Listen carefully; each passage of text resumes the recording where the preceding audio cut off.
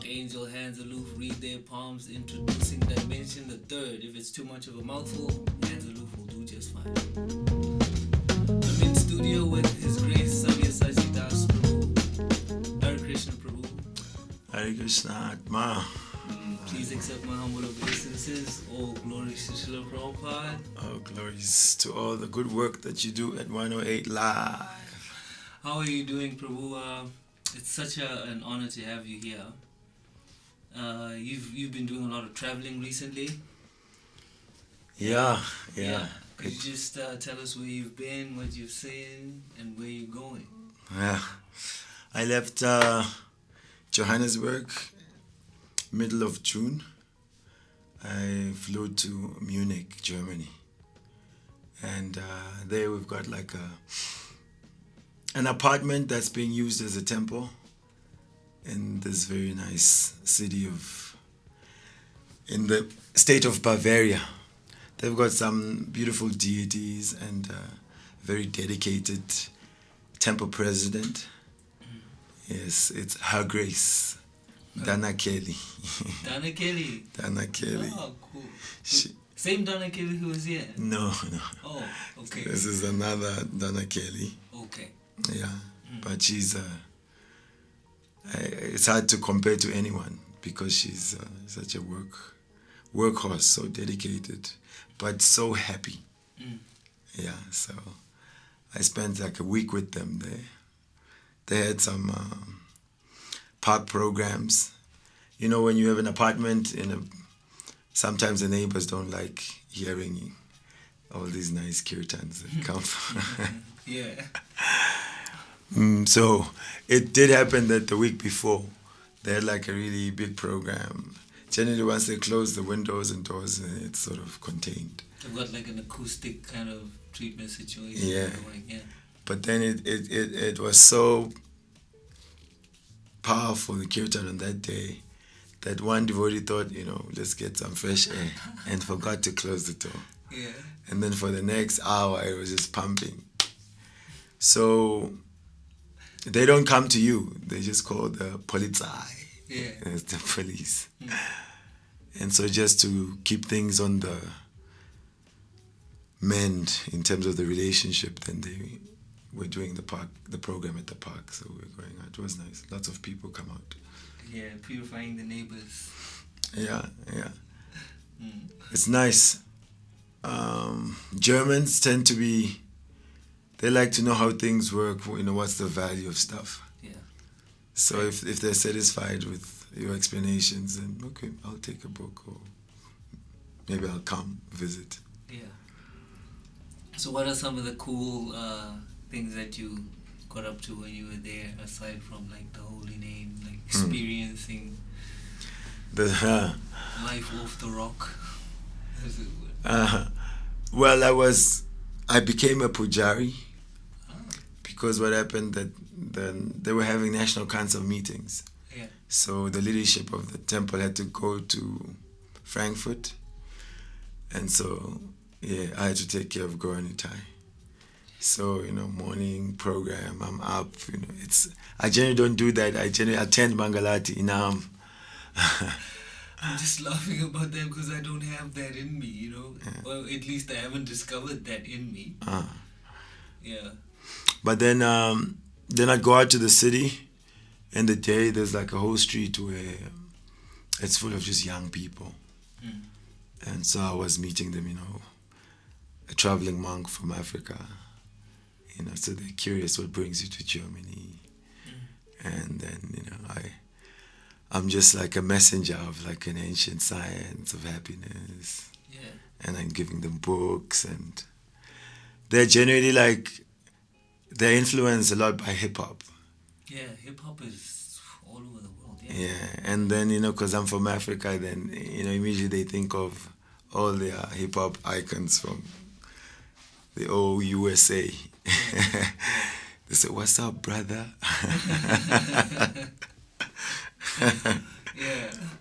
Yeah, it was so good. Most of the time, the people are just happy for that conversation, and then they want to take something from you after. Yeah, so in that way, most of the books were sold because of the interaction. Yeah. Yeah. Yeah. Than, you know, when I come straight up and just, I'm distributing books, they're about this, that, and the other. Then it's just kind of like, it's counterintuitive for them to buy things from the street. They're like people of order, you know. Yeah. So they get suspicious why you're selling stuff on the street. But if you meet them, find out about them. Being personable and approachable. Yeah. Yeah. So I was just thinking, actually, you said hip hop, sound, and basically music. I had I don't know if it was you I had the conversation with in Soweto over the weekend. We were talking about how house music has that trance-like, hypnotic appeal. And I was talking to Kula Shekhar Prabhu, and we were like talking about how it's easy to slip in anything in those kind of vibes. What's your take on sound in general as a tool for uplifting consciousness? It goes without saying that we're influenced by what we hear. You know, even just the sound of, your elders, your parents, or whoever, when they call you, and you can tell, if it's because you did something good or if you're in trouble, just by the way they call you. And it's like, oh. So music has been doing it, since the time of whenever music was discovered. That it's a powerful medium to transmit knowledge. If there's a cause you're trying to bring attention to. And most of the time, because the people that are using the medium are not necessarily concerned about the lasting impact. If it's just commercial music, then we're getting a lot of just sound for the sake of sound and for the sake of selling just shallow happiness. Yeah. But of course, in all the spiritual cultures, sound is really treated with care. Like the Egyptians, you hear how they say even with just mantra sound, they were able to build the pyramids. One of the theories goes like that. That by sound vibration, they were able to lift all those rocks. So, when we get into like Ramayana, we hear that even the sound representation, written form of Ram's name, then the rocks became weightless and they were floating on the ocean. And even it's at the sound of spiritual personalities, just mentioning their names, already, it brings in the blessings that are connected to that person. So, Hare Krishna movement is based on that. Hearing sound connected to divinity. And that then just infuses the hearer with that quality of divinity. And then it can be therapy every day. You take your dose of transcendence, of divine vibration. And it's an easy thing to deal with because, we already have 2 ears. They're just sitting there ready to catch something. So I think more and more, music can be used as a vehicle for good. I got like in my background of beat making and so-called rapping, trying to be a rapper. I found that most of my friends demonized conscious rap. In this state of weaponized hunger and poverty.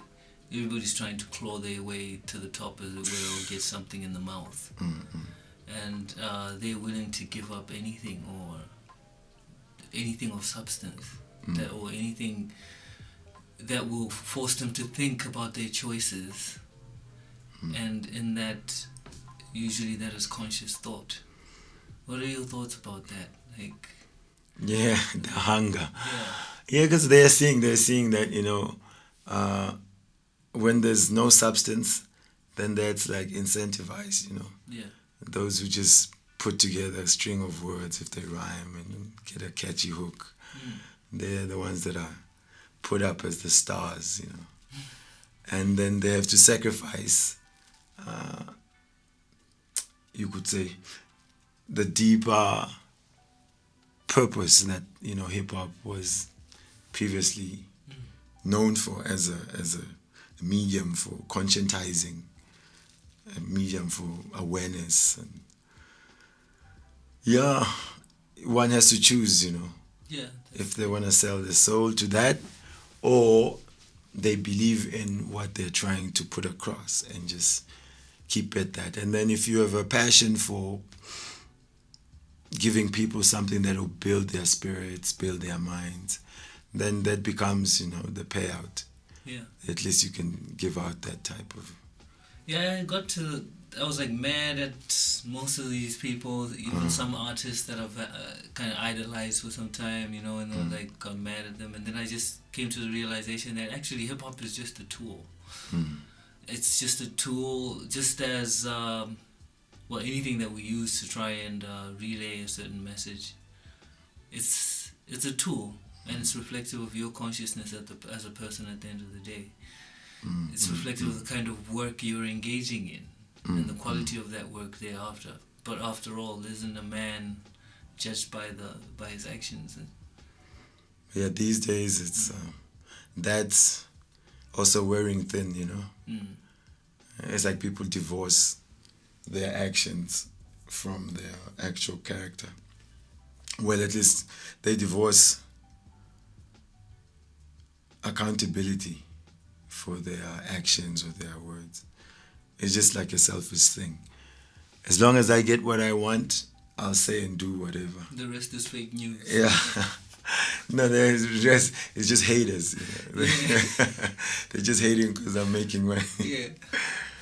You can't, you know, be critical and, you know, point out where they are lacking in whatever they are doing in terms of what they're putting out for, especially the young people, you know, very impressionable. So, no, you're just hating. You know? Just a hater. You're just a hater, man. Anyway, like, it was talking about, like, how it's such a powerful tool, this hip-hop thing, actually. And now I'm, like, kind of stuck on it. Because I'm remembering a short talk I saw. It was Brother Ali of the Rhyme Sayers. He went up to the elders in I'm not sure what part of Islam it is, but he's a Muslim. And he went up and he spoke to his elders, and he was presenting this truth around hip-hop as a tool to conscientize the youth and the world at large, looking at how it has impacted, it has touched the world over, as it were. And he's talking about how big corporations have understood the power of hip-hop, and now they're kind of kidnapping the tool, as it were, and you've got a whole team of a marketing department behind one face. The person is not the content, he's just selling, you know. Yeah, I was also checking out this short documentary, Vox, and you're talking about how hip-hop made this mustard popular, grey Poupon mustard, because it was mentioned all over, you know, in these hip-hop songs. So he was talking about using hip-hop to actually conscientize people, to spread positive messages, spiritually apt, healthy content, you know. They have some big names in, like, Islamic rappers, and then they get this, like, huge support because all the young people, they tend to feel left out from pop culture because then, you know, it's full of, you know, profane language. Yeah. Do you think that in our own Krishna conscious movement, in the Hare Krishna movement is lacking in that sense? Because I heard one of my god sisters from Amsterdam, she was saying that they experienced a whole wave of young people who were leaving because of that. They couldn't integrate with... Yeah, I mean, we tend to... There's like a conservative side to our movement. Yeah. But when you look at Srila Prabhupada, you find that, although he may come off as conservative because he's, bringing us Vedic knowledge, which is meant to sort of control our dragons. He said, he is the most liberal of them all. And we need to make it easy for people to be in touch with the message. And if you look at any person's spiritual journey, you tend to find music as one of the places where they found some clues, Yeah. So we have the content is so amazing. It just needs to be put there, in that creative way so that people can take it in. So yeah, there is a lag. There are some, you could say, hip-hop enthusiasts, and those who are more serious who've been doing it. But I think as a body, the movement sees it in sort of that light of the commercial stuff.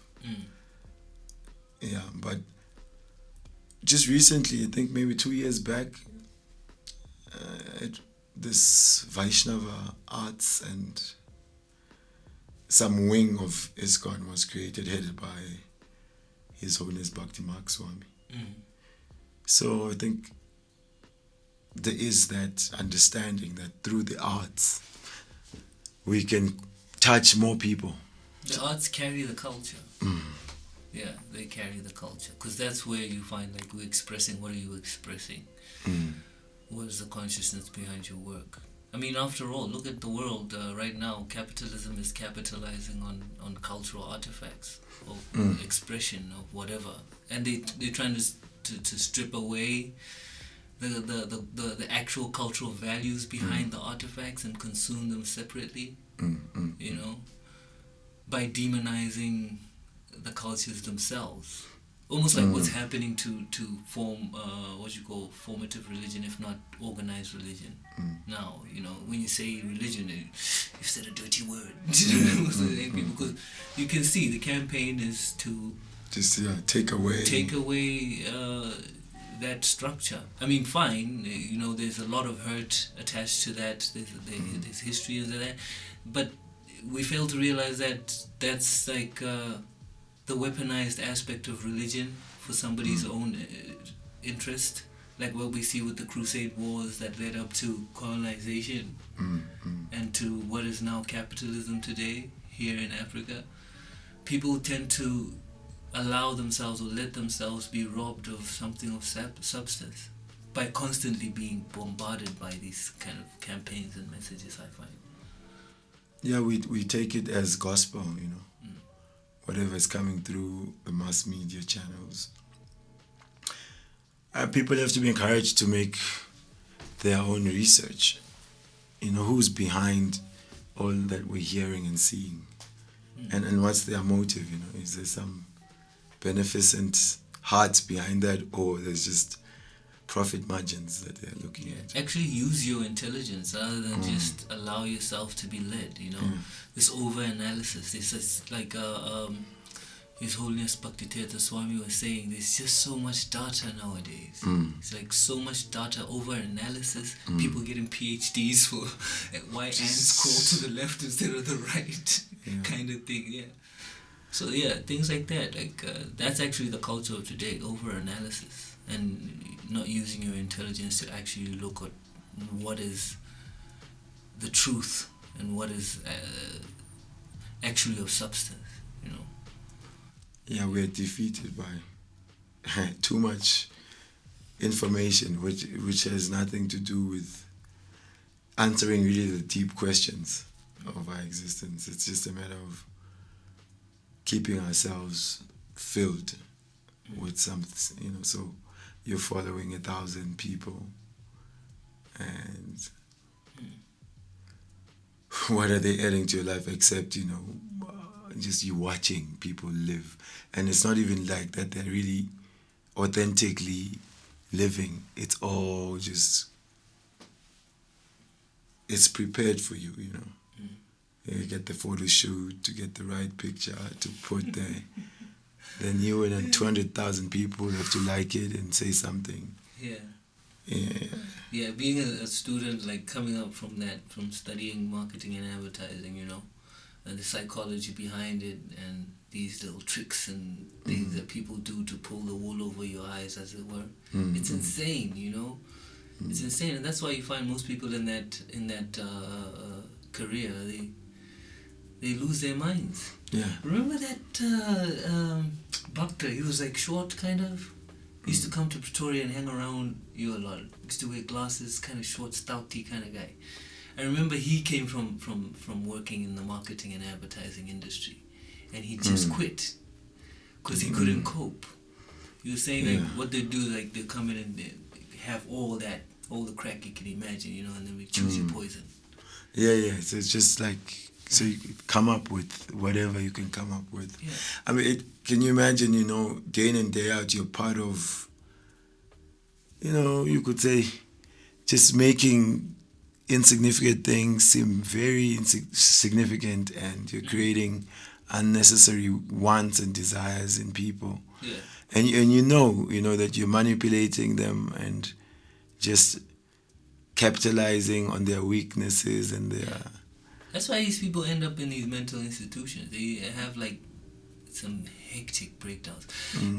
These stock traders and all these where cheating is very apparent. These people actually lose their minds. You have to be on some other frequency to be able to do it day in, day out. Yeah. But I see, like I grew up listening to Bob Marley.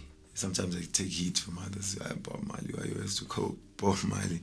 Because, externally he's this Rasta guy puffing marijuana and stuff. But he's such an example of how he used music to deliver a very strong message.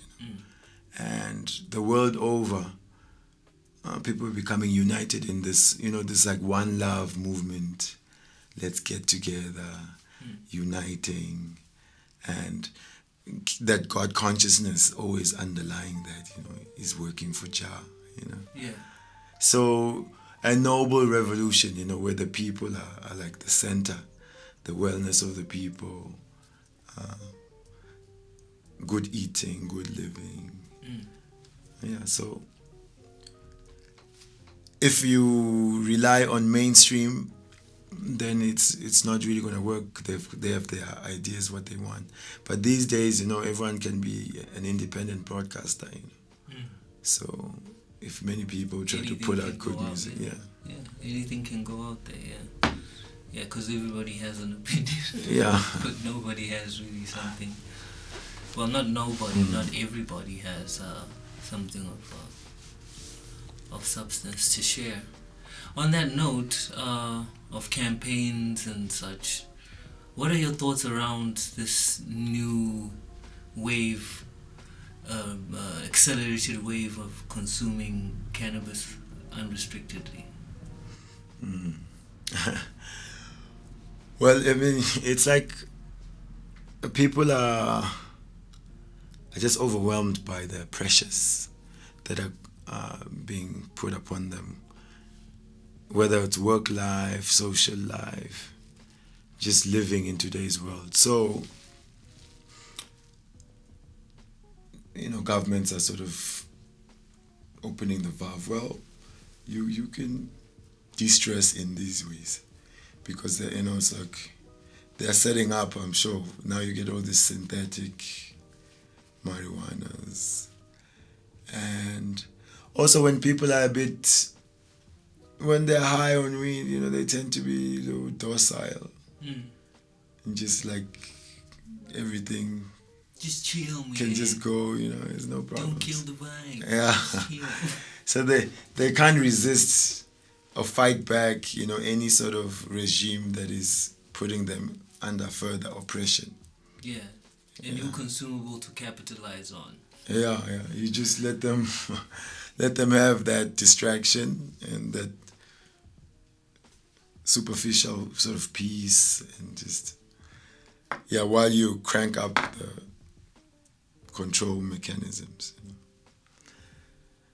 And I mean, it's just they want something deeper, and then I think weed, because it just kind of takes you off the regular beats per minute.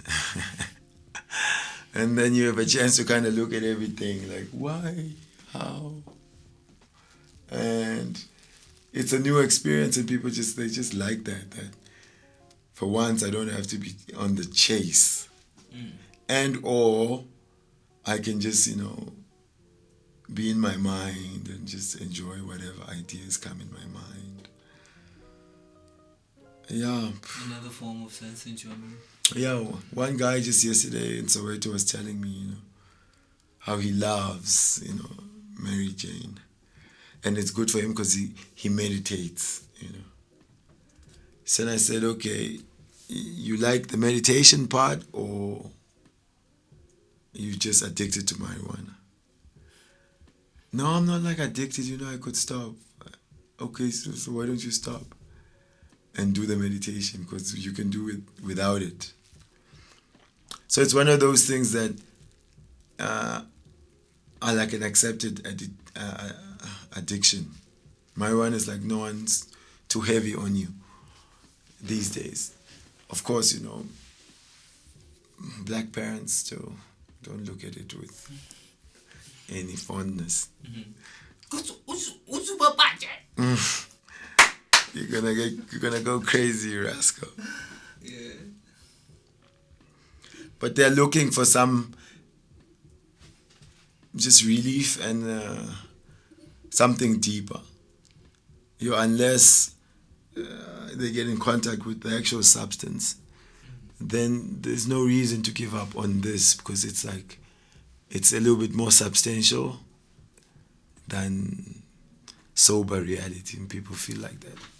At least there they find themselves becoming more analytical, sensitive to the environment. It seems like your senses are heightened.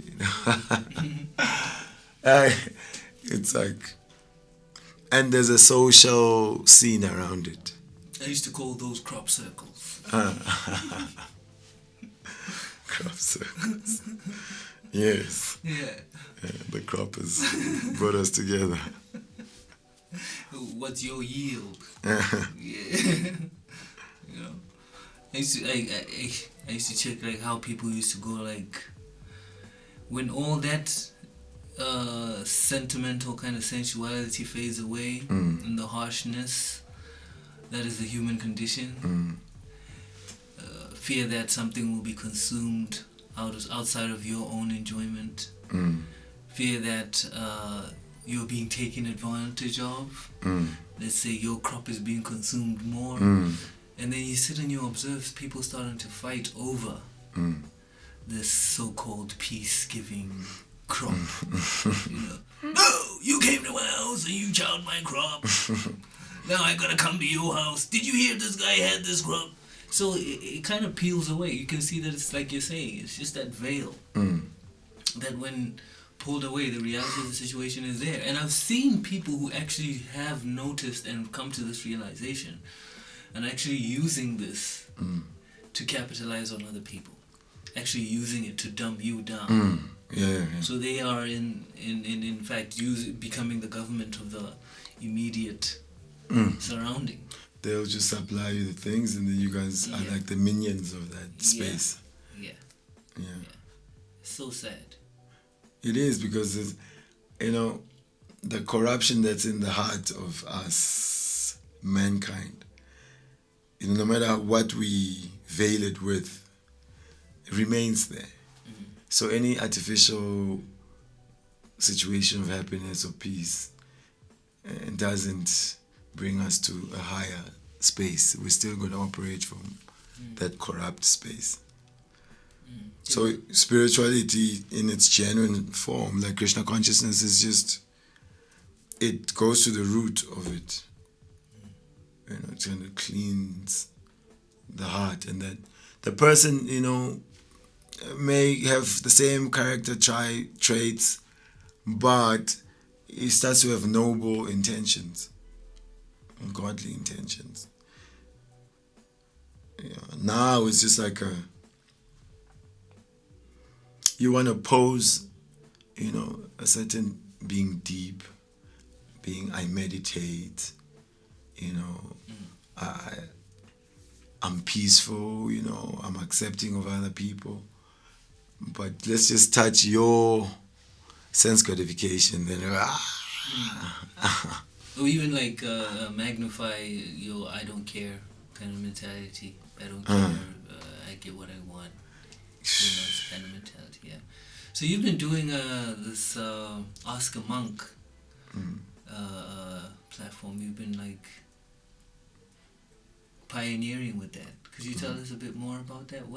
How did that come about? What was that? So it's of course not an original idea of my own.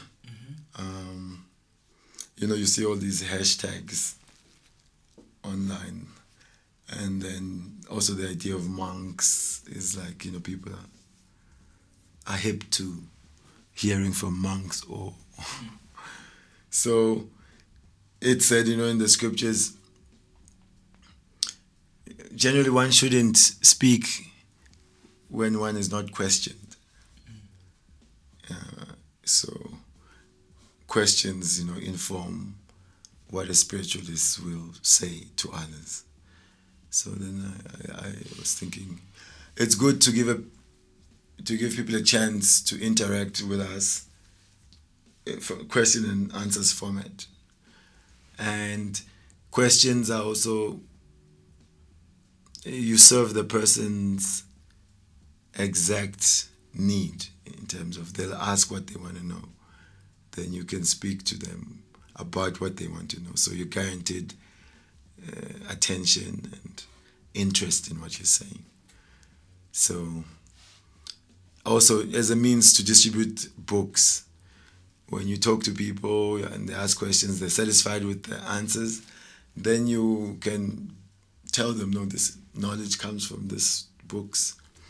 And they ask you, like, which one do you think I should have? And you can prescribe certain books for them. So yeah, it was also something I saw working well at festivals. We get a chance to do this Bushfire Festival, Luju Festival in Swaziland.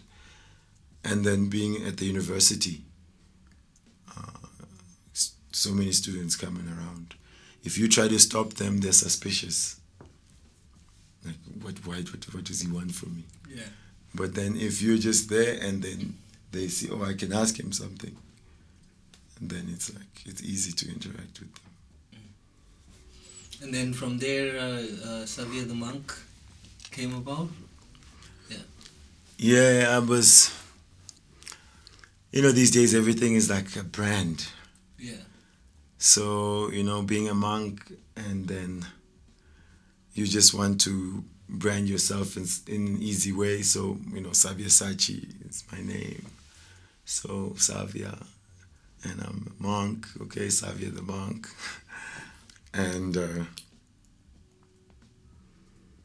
yeah, so I have a YouTube channel that I'm trying to nurse to some dignified state. And yeah, and I have a nice logo courtesy of HandsalooF. I think I want to share under that name. It's a little bit consumable to also outsiders of our Krishna consciousness movement. And maybe someone can remember it. And yeah. My life is so splayed out that, you know, so many things that I'm thinking of. But like, I definitely need like a team around me of people that can assist. Because to remain like a sharp knife every day, you have to keep yourself spiritually tuned. And, to teach, you have to be learning yourself.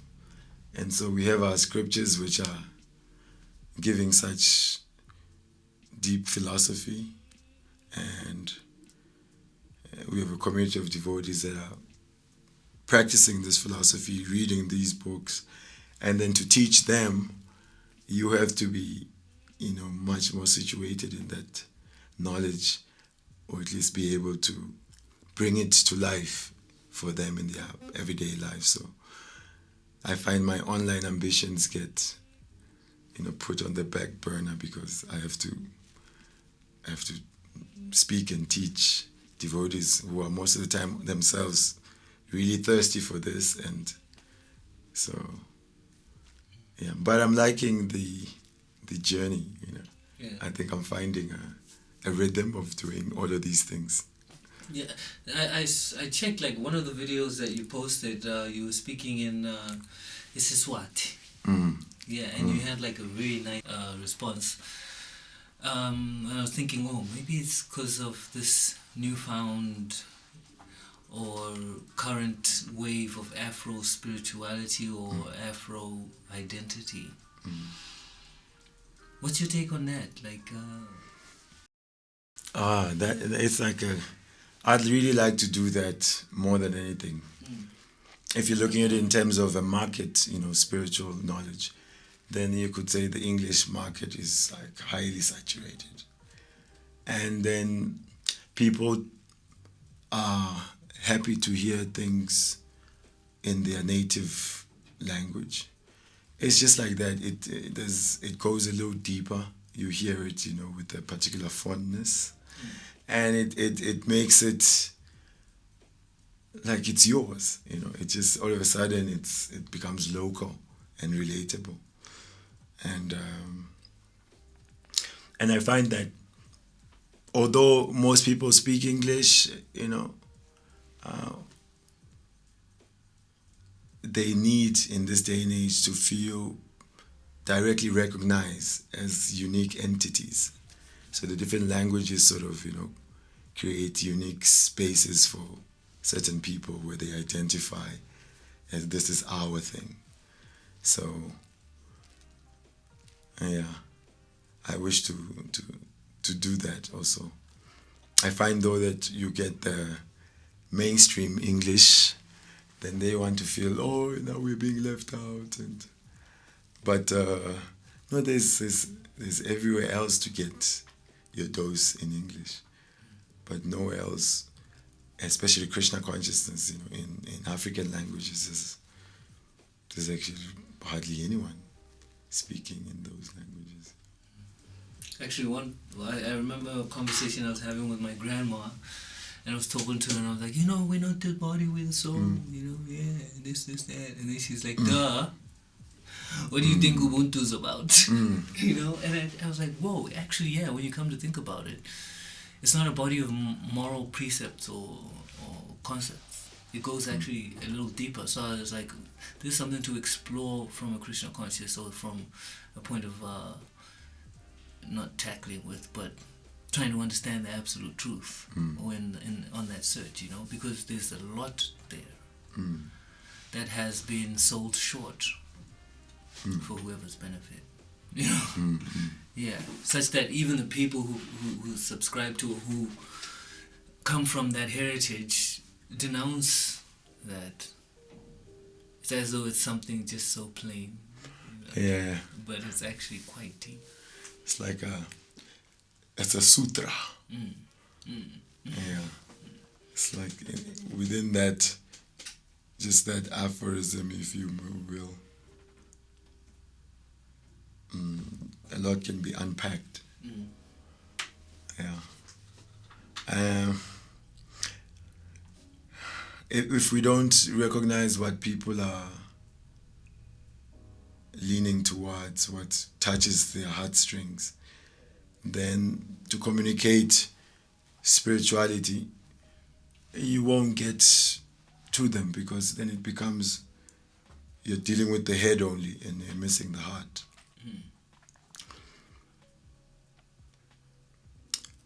There's a lot of work to do, especially making Eastern knowledge accessible to, say, in Africa, for example, because at least when it's communicated, then you can strip it of the obviously Eastern identity that it has when you see it visually, and when you see the representation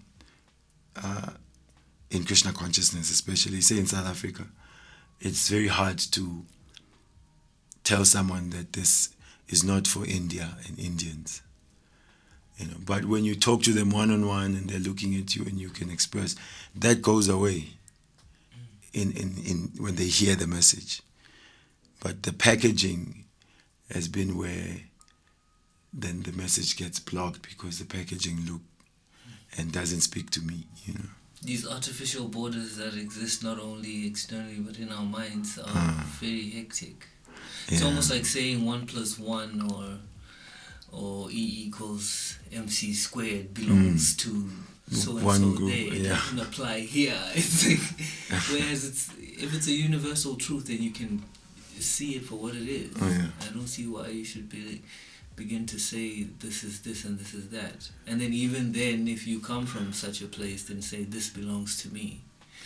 Whereas it's like, it's what are you actually doing in relation to that? How are you owning it?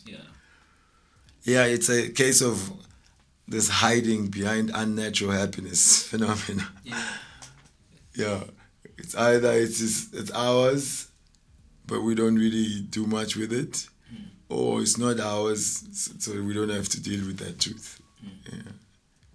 But anyone who's honest, if they hear the message of the soul and its connection to Krishna, to God, then if you really are like really honest with yourself, you have to act on it, because then it's addressing you at the core. Yeah, it's not for us or them, it's really for me. It talks to you as an individual. It's just that it'll challenge you to break away from your old patterns of action and how you viewed yourself and others. So if anybody wanted to follow you online, what are your social media handles? Yes, on Instagram, I am Savya the Monk. I have a Facebook page, Savya the Monk, and also Savyasaci Das. And then I have a YouTube channel, Savya the Monk.